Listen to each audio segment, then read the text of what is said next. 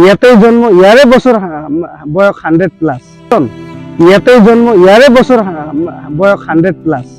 ইয়াৰ ককাৰ জন্ম মানে দেউতাৰ জন্ম, তাৰ ককাৰ জন্ম, আজো ককাৰ জন্ম। আজি এই মানুহজন, আমাৰ এই ককাজন অসুস্থ হৈ পৰিছে, কাৰণ ইমান দিন, ইমান বছৰ, ইমান 600 বছৰ ধৰি ইয়াতে মানে জীয়াই আছে। আজি আমাৰ চৰকাৰে, এই আমাৰ হিমন্ত ছাৰ, আপোনাৰ প্ৰশাসনে যিটো আমাৰ লগত অন্যায় কৰিলে, আমি মানে বহুত আঘাত পাইছো যে ছাৰ আমাৰ লগত কিয় এনেকুৱা অন্যায় কৰা হ'ল।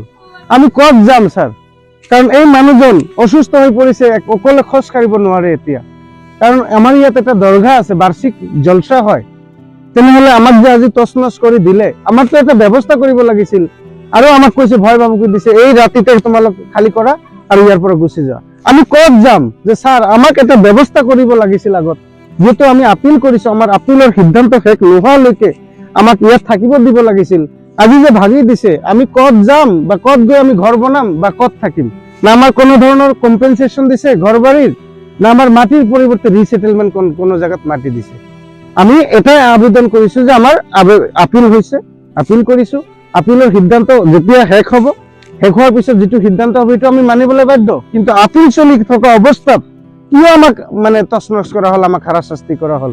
এই যে কোন ল'ৰা ছোৱালী বিদ্যালয়ত যিবিলাক ক্লাছ 10ত মানে HSLC এক্সাম দিব, ফাইনেল এক্সাম, সন্মুখত পৰীক্ষা আহিছে, আজি পঢ়া শুনা বন্ধ হৈছে, হায়াৰ ছেকেণ্ডেৰী দিব, আৰু ডেলিভাৰী বহুত মহিলা আছে। আমি কি কৰিম এই মানুহবিলাকক এতিয়া?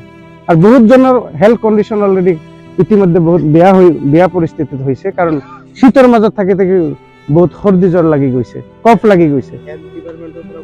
হেল্থ ডিপাৰ্টমেণ্টৰ পৰা আজিলৈকে অহা নাই, এতিয়ালৈকে কোনো ধৰণৰ মানে আমি সঁহাৰি পোৱা নাই, বা চৰকাৰৰ তৰফৰ পৰা কোনো ধৰণৰ আমাক, এই যে শীতৰ মাজত যে আমি আছো আৰু আমাৰ বহুতো ঘৰৰ আচবাব নষ্ট হৈছে, যদি আমাক সময় দিয়া হ'লহেঁতেন তেনেহ'লে ইমান আমাৰ আচবাব নষ্ট নহ'লহেঁতেন।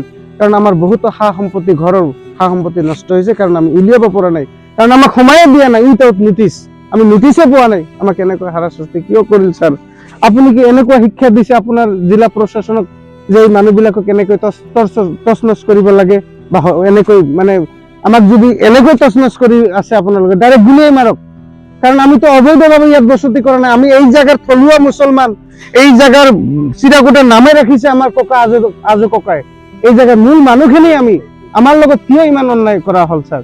এইটো আপোনাৰ পৰা মই আপোনাৰ হস্তক্ষেপ বিচাৰিছো, যে ধুবুৰী জিলাৰ যিজন মানে উপায়ুক্ত আমাৰ লগত এনেকুৱা মানে অন্যায় কাম কৰিলে, ইয়াৰ উচিত তদন্ত হ'ব লাগে, আৰু আমাৰ ব্যৱস্থাটো অতি সোনকালে কৰিব লাগে, যাতে আমাৰ মানে ব্যৱস্থাটো অতি সোনকালে হয়, আৰু আমাক মানে এখন যিকোনো এটা আমাৰ ফয়চলা কৰিব লাগে।